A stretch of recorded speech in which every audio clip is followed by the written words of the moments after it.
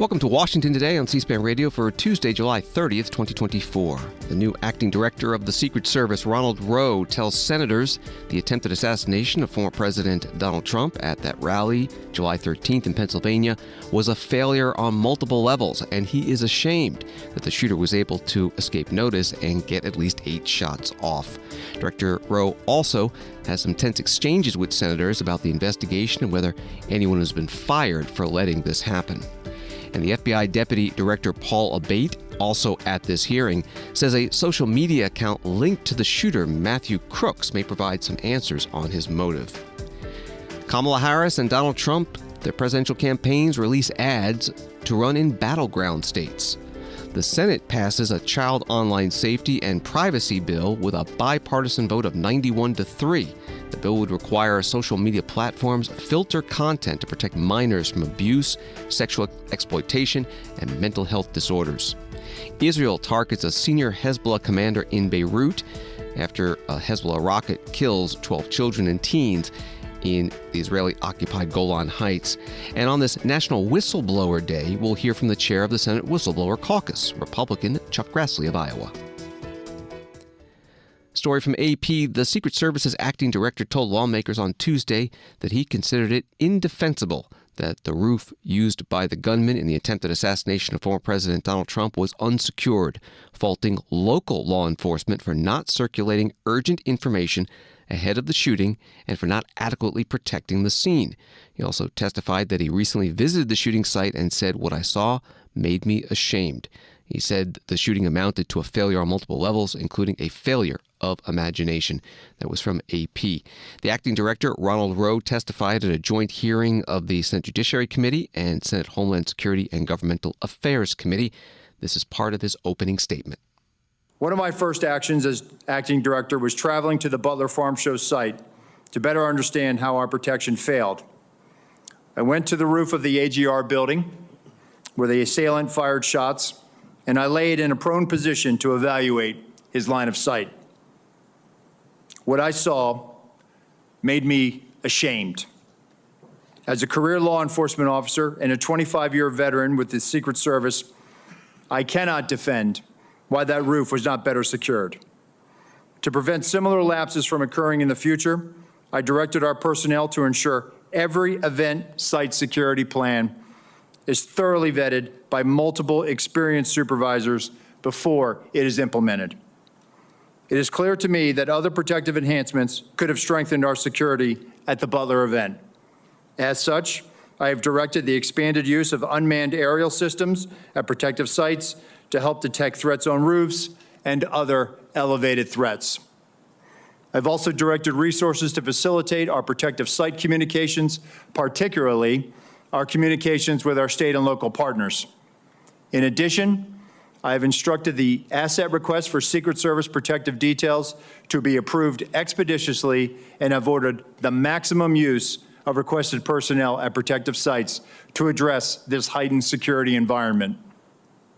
I've heard your calls for accountability, and I take them very seriously. And given the magnitude of this failure, the Secret Service's Office of Professional Responsibility is reviewing the actions and decision-making of Secret Service personnel in the lead-up to and on the day of the attack. If this investigation reveals that Secret Service employees violated agency protocols, those employees will be held accountable to our disciplinary process. With respect to congressional investigations and requests for information, I instructed my staff to provide full cooperation and respond expeditiously on a continuing basis to ensure you have the information you need to conduct your critical oversight. Ronald Rowe, acting Secret Service director, before a Senate Joint Committee hearing today. The previous director, Kimberly Cheadle, resigned a week ago after her testimony before a House committee about the attempted assassination of former President Trump at that event in Butler, Pennsylvania, and the criticism she received about not providing specific answers to the members' questions. The gunman, 20-year-old Matthew Crooks, was shot and killed by a Secret Service sniper, and a second witness at today's hearing, FBI Deputy Director Paul Abate, said a new social media account connected to the gunman has been discovered and may provide greater insight on a motive. While the investigation has not determined motive, the investigative team continues to review information from legal returns, including online and social media accounts. Something just very recently uncovered that I want to share is a social media account which is believed to be associated with the shooter in about the 2019-2020 timeframe. There were over 700 comments posted from this account. Some of these comments, if ultimately attributable to the shooter, appear to reflect anti-Semitic and anti-immigration themes, to espouse political violence, and are described as extreme in nature. While the investigative team is still working to verify this account to determine if it did in fact belong to the shooter, we believe it important to share and note it today, particularly given the general absence of other information to date from social media and other sources of information that reflect on the shooter's potential motive and mindset. These are the facts, in part, that the investigation has revealed to date. While the shooter is dead, our work is very much ongoing and urgent. FBI Deputy Director Paul Abate at today's Senate hearing. He also said that Donald Trump's ear was hit by a bullet, not shrapnel or debris, ending any speculation first raised by the FBI Director Christopher Wray last week.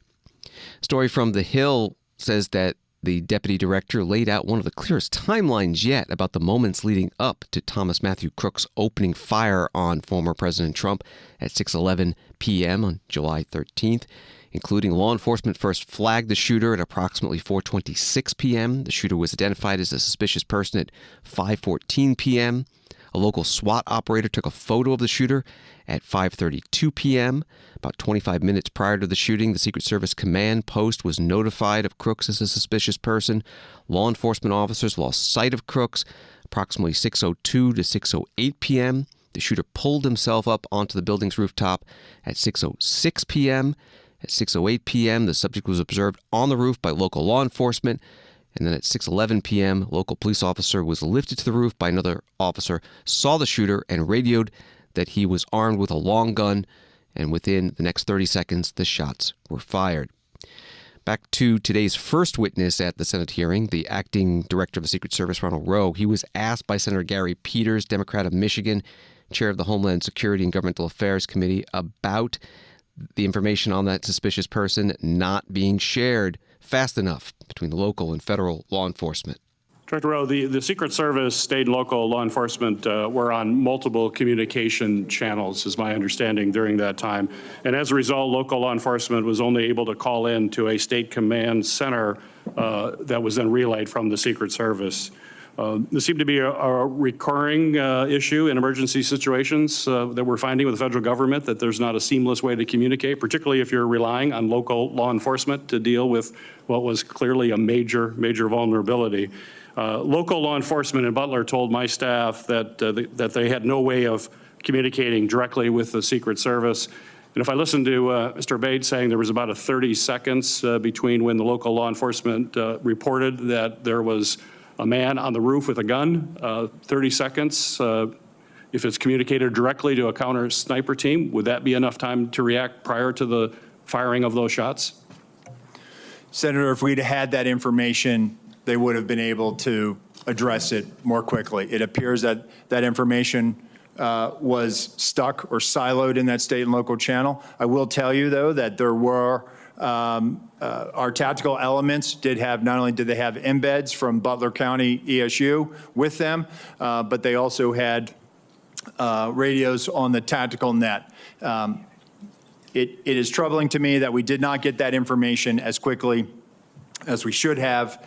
We didn't know that there was this incident going on, and the only thing we had was that locals were working an issue at the 3 o'clock, which would have been the former president's right-hand side, which is where the shot came. Nothing about man on the roof, nothing about man with a gun.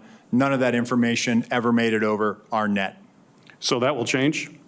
Yes, sir. We are working right now to figure out the interoperability and also make sure that we do have access to those channels, whether through the counterpart system or some other means.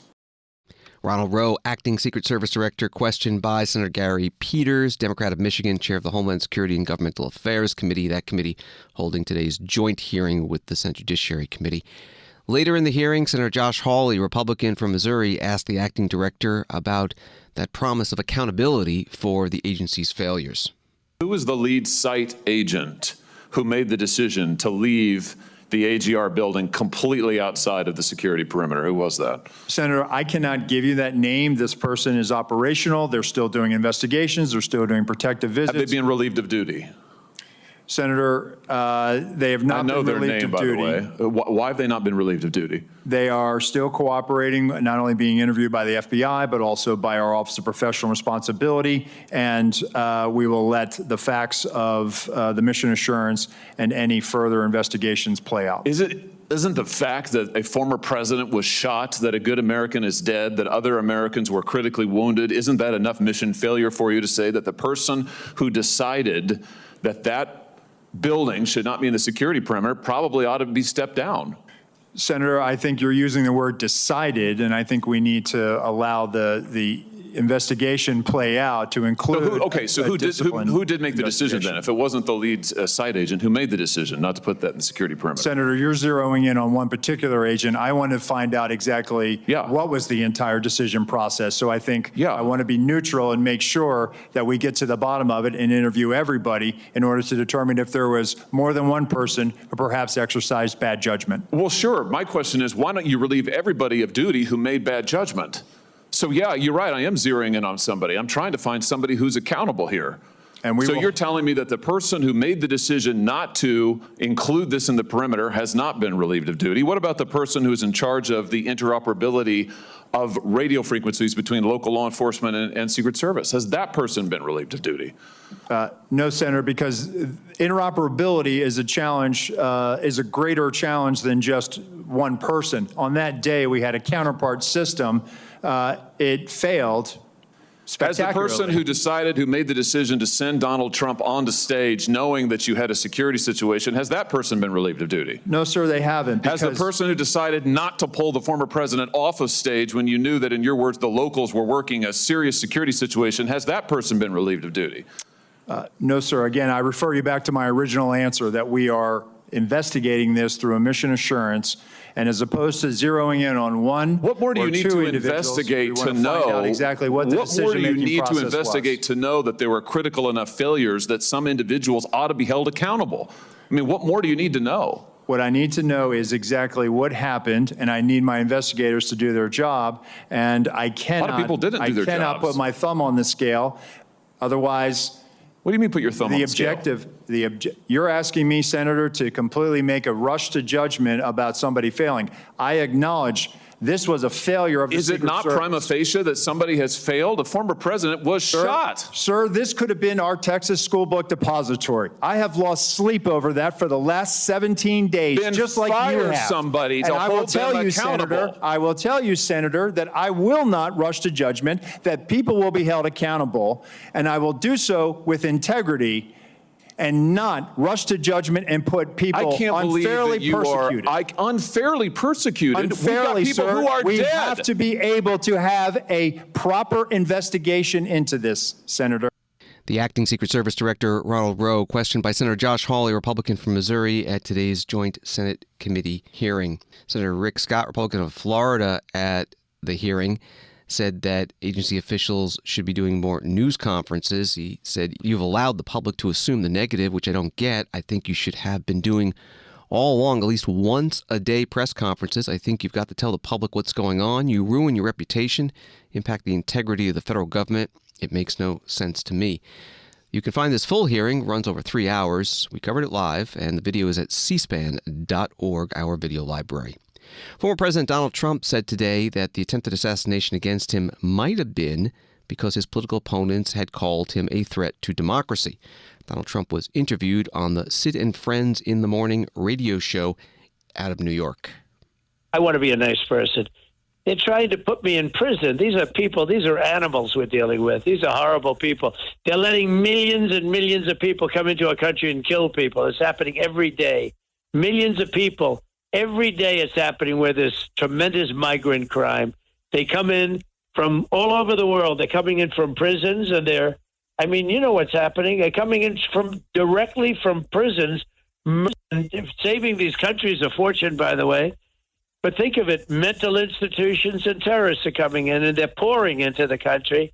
And then they say, I'm not democratic. I'm not democratic. I'm going to a threat to democracy. It's just a soundbite. You know, it means nothing to them to say it. Maybe it's a reason I was shot. Who knows? You know, it's rhetorically a terrible thing to say about somebody like me. But they say it all the time. And actually, they're the threat. Yep. Joe Biden's incompetent. And then they took his 14 million votes and they gave it to somebody else instead of going to a primary system that you're supposed to do. And she's more incompetent than he is, in my opinion. And she's far more radical. Former President Donald Trump, Republican presidential candidate, today on the Sid and Friends in the Morning radio program, WABC, out of New York. This issue came up today at the White House briefing with Press Secretary Karine Jean-Pierre. Former President Trump did an interview where he said that maybe being called a threat to democracy was a cause of his being shot. How would the president respond to that? What I will say is the president has always been very clear when it comes to violent political rhetoric. There's no place here in this country, in our nation for it. He's always spoken about that. He's spoken about that for the past, the past several years throughout his career. And, right after the assassination attempt, the president said, he even made an address in the Oval Office and talked about lowering the temperature. He talked about getting to the bottom of this, having an independent investigation, and how important it was to do just that. And I talked about Charlottesville. We saw how the president spoke against January 6th. The day that, and I remember this, the day that January 6th happened in 2021, the president was then president-elect. He was supposed to talk about the economy. He took that opportunity to denounce what happened. 2,000 people went to the Capitol. A mob went to the Capitol. Officers, law enforcement officers were harmed. Some of them lost their lives afterwards. And he condemned that. He condemned the political violence. And they were doing that because they were trying to overturn free and fair elections. When Paul Pelosi was attacked by a hammer, the president also spoke out about violent political rhetoric and where we will what happened, how horrific that was. And violence has no place in this country. So if anything, this is a president has been constantly and proactively called out on all Americans to come together and oppose political violence, regardless of our views. White House Press Secretary Karine Jean-Pierre during her news conference in the White House briefing room. Another AP story, Vice President Kamala Harris and former President Donald Trump released new television advertisements on Tuesday as part of a multi-million-dollar battle to gain the upper hand in this year's reshaped campaign. Her campaign said it's the first spot in a $50 million advertising push ahead of the Democratic National Convention, which starts on August 19th in Chicago. The Trump campaign has so far reserved $12.2 million in television and digital ads through the next 2 weeks, according to data from the media tracking firm Ad Impact. That's the reporting from Associated Press. Here are the two ads. I'm Donald J. Trump, and I approve this message. This is America's border czar, and she's failed us. Under Harris, over 10 million illegally here. 250,000 Americans dead from fentanyl. Brutal migrant crimes. And ISIS now here. Do you have any plans to visit the border? You haven't been to the border. And I haven't been to Europe. I mean, I don't understand the point that you're making. Kamala Harris, failed, weak, dangerously liberal. The one thing Kamala Harris has always been: fearless. As a prosecutor, she put murderers and abusers behind bars. As California's Attorney General, she went after the big banks and won $20 billion for homeowners. And as Vice President, she took on the big drug companies to cap the cost of insulin for seniors. Because Kamala Harris has always known who she represents. This campaign is about who we fight for. We believe in a future where every person has the opportunity not just to get by, but to get ahead. Where every senior can retire with dignity. But Donald Trump wants to take our country backward. to give tax breaks to billionaires and big corporations and end the Affordable Care Act. But we are not going back. I'm Kamala Harris, and I approve this message. Two TV ads released today, one from the Kamala Harris campaign, the other from the Donald Trump campaign. Washington Post article says that Vice President Harris, the likely Democratic presidential nominee, planning a battleground state tour next week with her running mate. A person familiar with her plans confirmed. Harris's campaign has signaled that she would select her vice presidential pick by August 7th, but her choice could be unveiled sooner. This is Washington Today.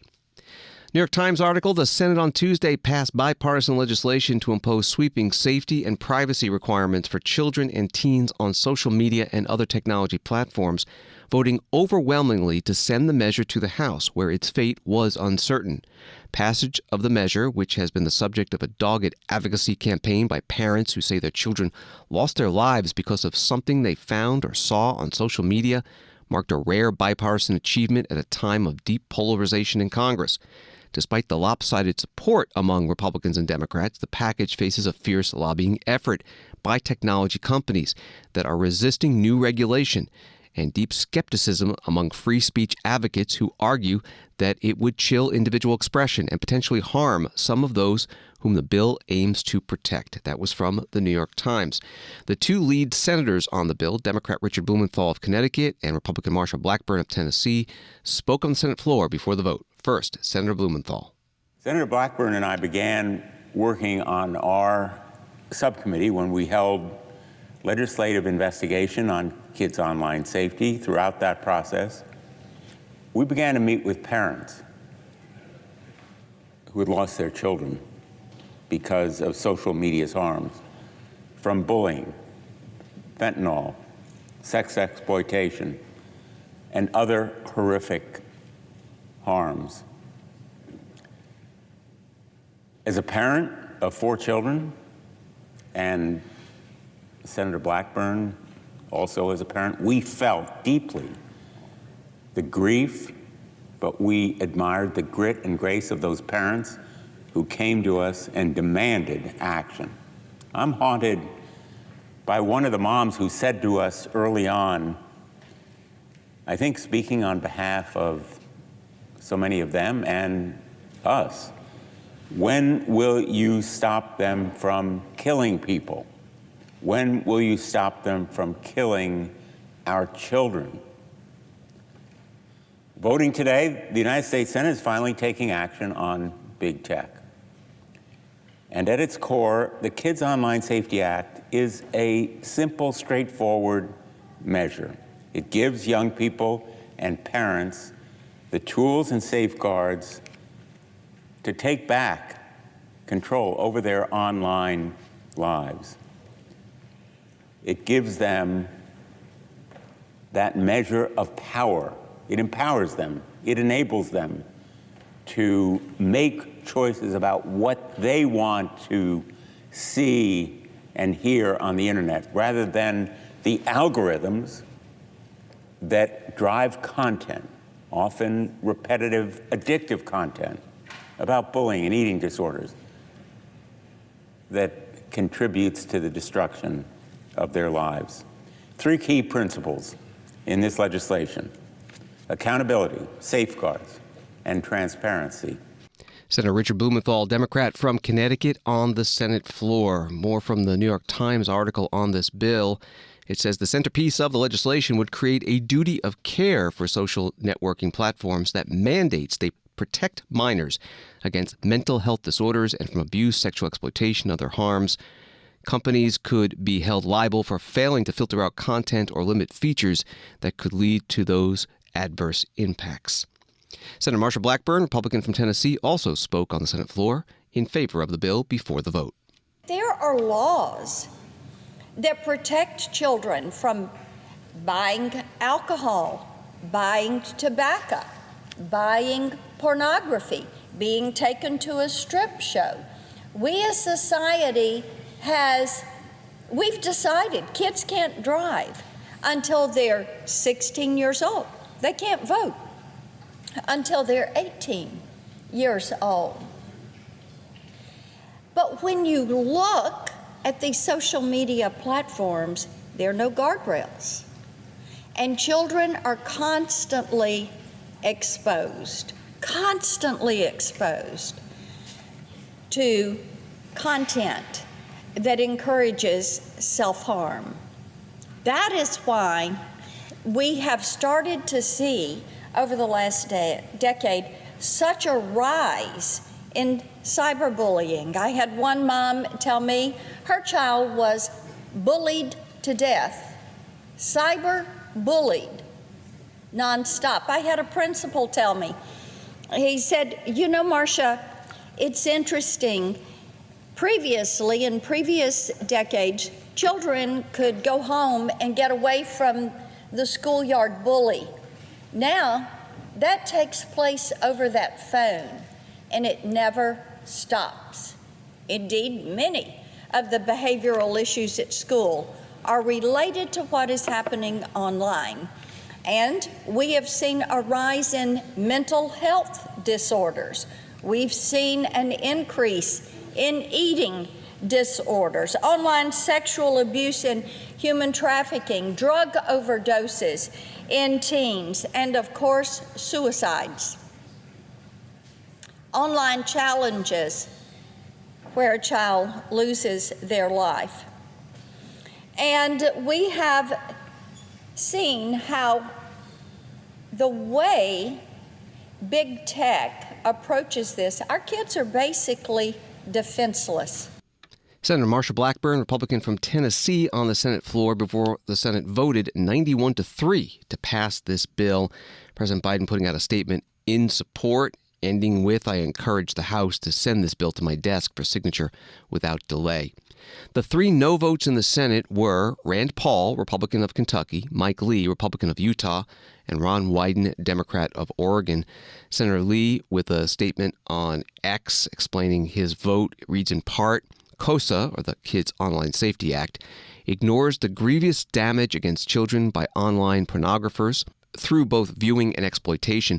Instead, this legislation empowers the FTC to censor any content it deems to cause harm, anxiety, or depression in a way that could and most likely would be used to censor the expression of political, religious, and other viewpoints disfavored by the FTC.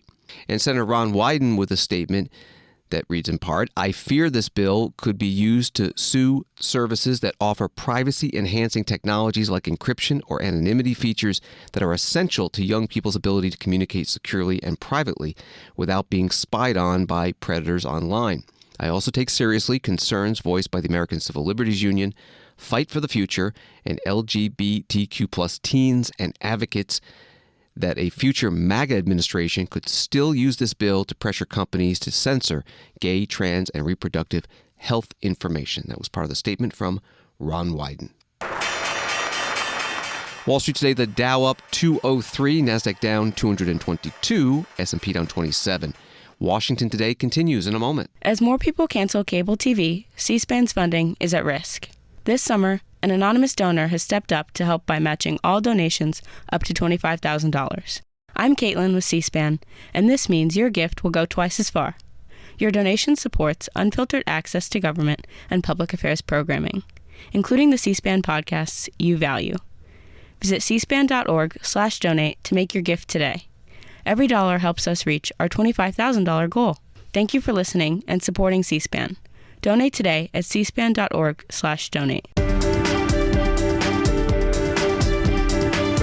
Welcome back to Washington Today, available as a podcast on the free C-SPAN Now mobile app and wherever you find your podcasts. Story from CNN, Israel says it has launched a strike in Beirut, Lebanon, targeting a Hezbollah commander that it blamed for a deadly attack in the Israeli-occupied Golan Heights. The Israeli Defense Forces said Tuesday it had carried out a targeted strike in Beirut on the commander responsible for the murder of the children at Magdal Shams and the killing of numerous additional Israeli civilians. That was from CNN. State Department Deputy Spokesperson Vedant Patel addressed the tensions in his news conference.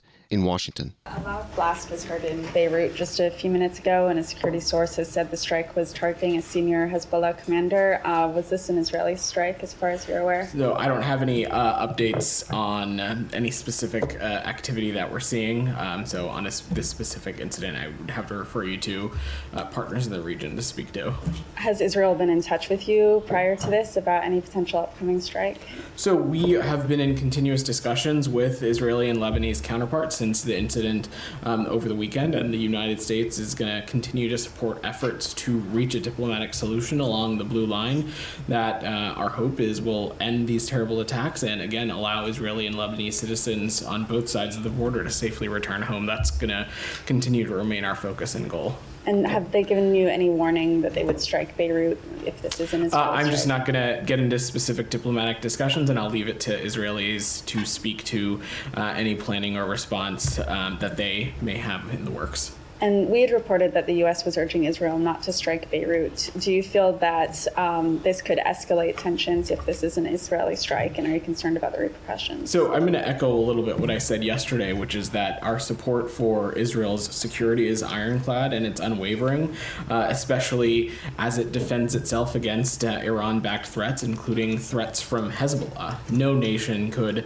be expected to tolerate the kinds of threats that Israel is facing and continues to face. But at the same time, and you heard Admiral Kirby say this yesterday as well as myself, that we do not believe that all-out war is inevitable, and we still believe that it can be avoided. And we're continuing to work towards a diplomatic resolution that would allow Israeli and Lebanese civilians to return to their homes and live in peace and security.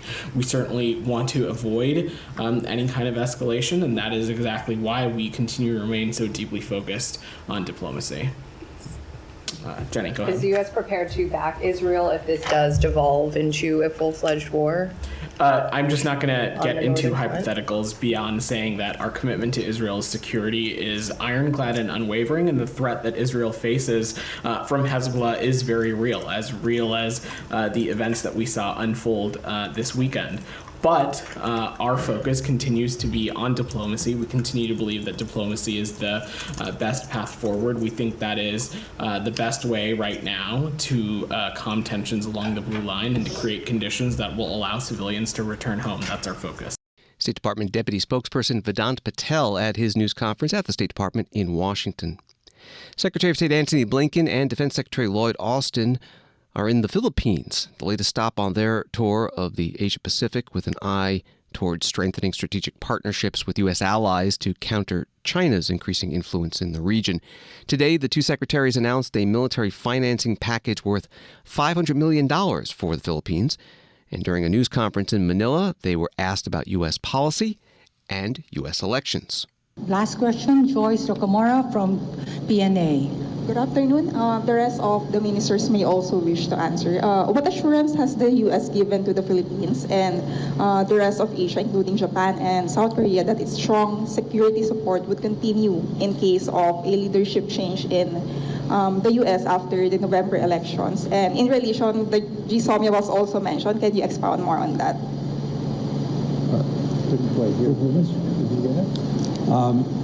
It's addressed to, you're addressing it to all. Yes. To all.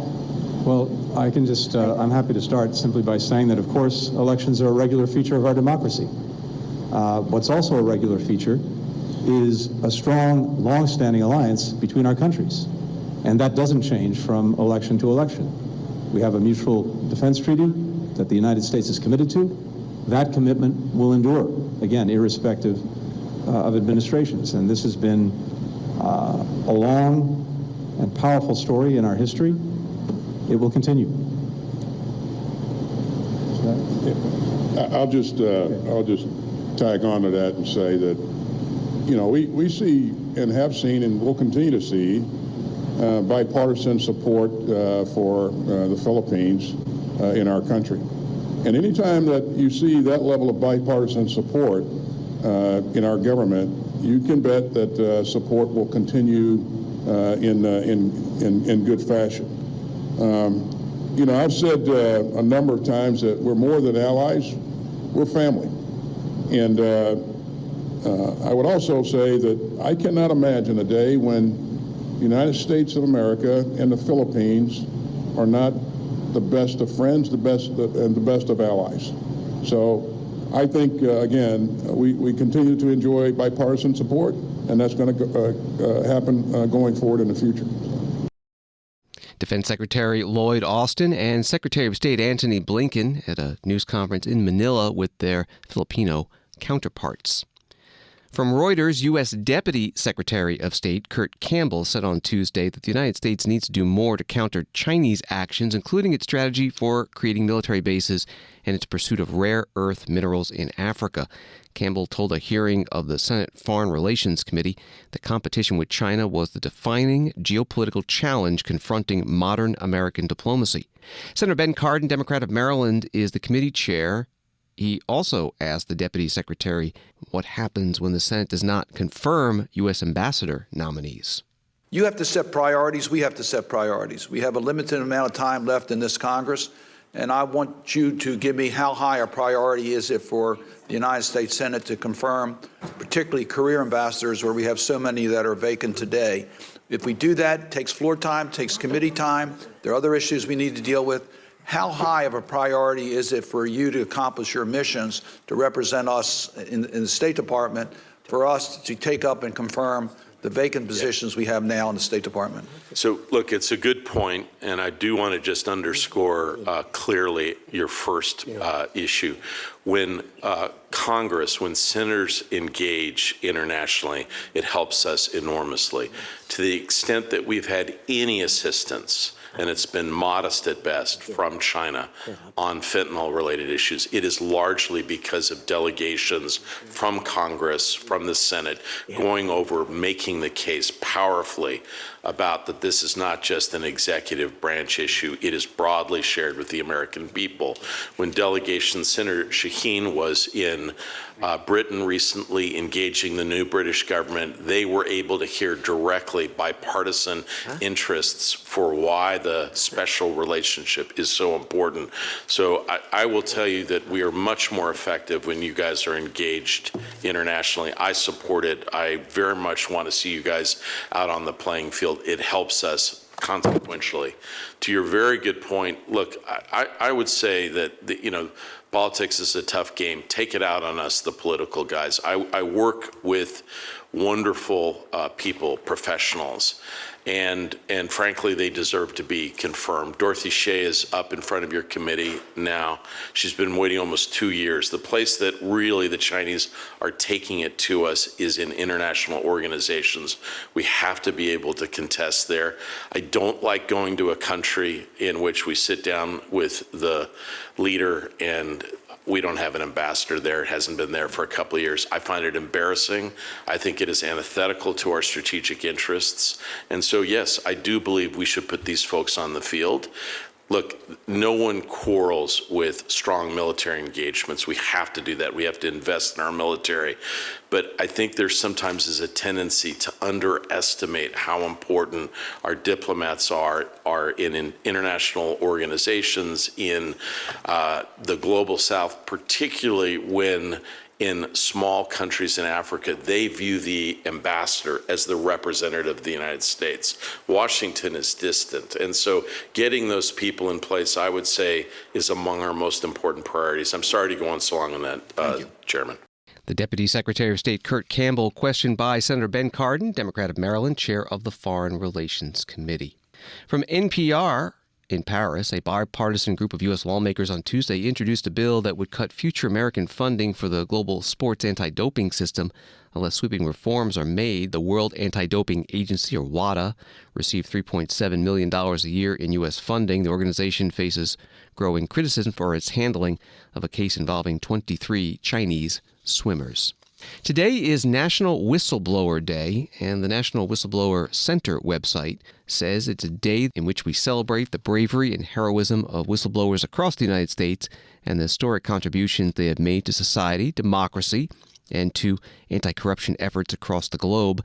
National Whistleblower Day commemorates the nation's first whistleblower law, which was unanimously signed into law during the height of the American Revolution on July 30th, 1778. Every year since 2013, the Senate has unanimously recognized July 30th as National Whistleblower Day, and every year since 2015, National Whistleblower Center has celebrated the day on Capitol Hill in July. That was from the center's website. And that did happen today. The luncheon, one of the speakers, Senator Chuck Grassley, Republican of Iowa, he chairs the Senate Whistleblower Caucus. The information that I've made public is usually because of whistleblowers. The government rarely provides information to Congress upon request. Simply put, that's a slap in the face to not just Congress, but to the American people that we represent. Accordingly, it's critically important that all federal agencies promote openness and transparency. Transparency brings accountability, and we cannot have too much accountability in government. The public's business ought to be public. They must also ensure federal employees know their rights to blow the whistle on wrongdoing, including to the Congress. That's why I've fought hard to ensure federal agencies include the anti-gag provisions as required by law. That provision is a notice to employees like you of their rights to disclose waste, fraud, abuse, misconduct to Congress and Inspector General or the Office of Special Counsel. For example, the ATF failed to provide this notification in guidance sent to their employees. I demanded they issue updated guidance, which they subsequently did. Further, in March of this year, I wrote to all 74 Inspector Generals requesting they conduct a review of their agency's non-disclosure policy forms and similar agreements to ensure that it includes the anti-gag provisions as required by law. The task of supporting whistleblowers doesn't start and stop with this very day every year that we honor whistleblowers. It's a full-time, year-round job. Last year I talked about the legislation I've introduced to you that it's a year-round job. From the Securities and Exchange Commission's Whistleblower Reform Act to the False Claims Amendments Act to the IRS Whistleblower Program Improvement Act, and many others. Whistleblowers, brave men and women who perform an invaluable public service. They must be protected. All of you here today must be protected. Senator Chuck Grassley, Republican from Iowa, chair of the Senate Whistleblower Caucus at the National Whistleblower Center's luncheon on Capitol Hill on this National Whistleblower Day. Other speakers today at the luncheon included Ron Wyden, U.S. Senator from Oregon, Democrat, vice chair of the caucus, Justice Department Inspector General Michael Horowitz, along with whistleblowers from Boeing and ExxonMobil, and the attorneys representing whistleblowers at OpenAI and tobacco companies. And finally, on Washington today, a Paris Summer Olympics competition result announced by the Senate Majority Leader Chuck Schumer, Democrat from New York, at the end of a news conference today. Some of the reporters called him out for being a spoiler, so if you don't want to know the result, deals with gymnastics. Turn down the sound for about 30 seconds or so. We got the gold in gymnastics. Our American women's team won. Spoiler! We're going to watch it tonight. You guys may have missed it being here. Spoil it! Senate Majority Leader Chuck Schumer. Thanks for listening to Washington Today. Subscribe to C-SPAN's free evening newsletter Word for Word and get the stories making headlines in Washington sent to your inbox every day. Sign up at cspan.org/connect. Have a good night.